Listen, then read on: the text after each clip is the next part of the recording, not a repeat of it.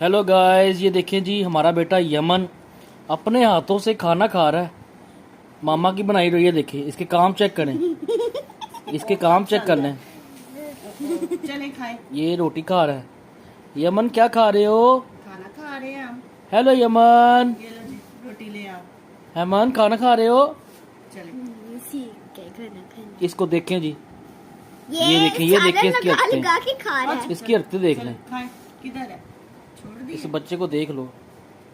ये अभी ये छोटा सा है तो अभी ये सीख गया रोटी खाना। हाँ ये देखिए जी, ये देखें जी, ये देखें जी, छोटा सा बच्चा है ये। चले जी।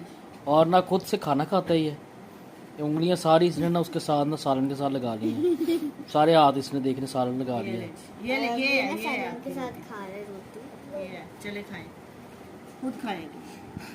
वाह, ओह। सालन लगा रहा है। ओह ओ बस जी, बस इतनी ही काफी।